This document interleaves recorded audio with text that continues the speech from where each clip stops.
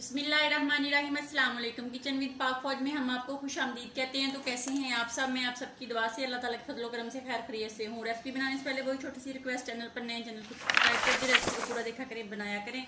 अगर रेसिपी अच्छी लगती थी तो लाइक कर दिया करें और कमेंट्स करके अपनी बहन को बताया करें। तो आज मेरे किचन में जनाब बन रही है मसाले वाली चटखारेदार आलू गोभी। उसको बनाने के लिए हमें जिन जिन चीज़ों की जरूरत है तो उसका लिंक मैं डिस्क्रिप्शन बॉक्स में भी डाल दूंगी। तो आइए आपको बता देती हूँ। 1 किलो मैंने गोभी का फूल लिया था, जिसको मैंने काट के अच्छे से साफ कर लिया है। और थोड़ी सी, इतनी सी, यानी कि 1 चीनी पालक की थी, उसको भी मैंने अच्छे से काट के धो लिया है। और एक बड़ी साइज का आलू था, इसको भी काट लिया। एक प्याज था फुल साइज का, उसको भी चॉप काट लिया। 2 टमाटर थे, उसको भी काट लिया। मसालेदार इसको कैसे बनाएंगे तो ये है इसका राज। ये क्या है?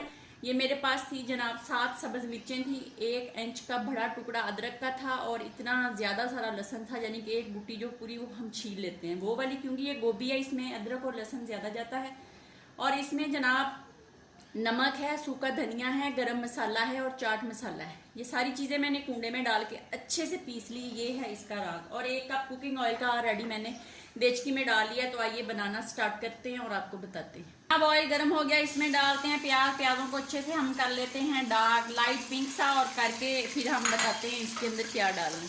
प्याज हमारा लाइट पिंक हो गया, इसमें टमाटर भी डाल देते हैं। तो ये जो मसाला बनाने के लिए इसमें हल्दी यूज होनी है, सुरख मिर्च नहीं होनी, इसमें सिर्फ सब्ज मिर्च जानी है। टमाटरों को अच्छे से गला लेते हैं, मैश कर लेते हैं। हमारा अच्छे से मैश हो गया, तो अब हम अपना जो चटखारेदार मसाला है, मसाला बनाना है इसका, और इसको हम डाल देते हैं। और इसके साथ हम हल्का हल्का पानी डाल के इसकी अच्छे से ग्रेवी सी मसाला सा बना लेते हैं। तो ये देख लें माशाल्लाह से मसाला हमारा बन के रेडी हो गया। तो हम अपने सबसे पहले इसके अंदर आलू डालेंगे। आलूओं को 2 से 3 मिनट इसको भूनेंगे, उसके बाद फिर दूसरी चीजें हो गए। अब हम इसमें गोभी डाल देते हैं और साथ पालक डाल देते हैं। इस तरह मसाले वाली चटखारेदार गोभी बना के एक दफा खाएं सब्ज मिर्च वाली, तो आप दूसरी गोभी जो है ना बनाते हैं आम रूटीन में, जो सुरख मिर्च वाली, वो भूल जाएंगे। इसको अच्छे से मिक्स करते हैं कि आंच पे हम इसको दरमियानी मीडियम आंच पे हम इसको रख देंगे 5 से 7 मिनट के लिए।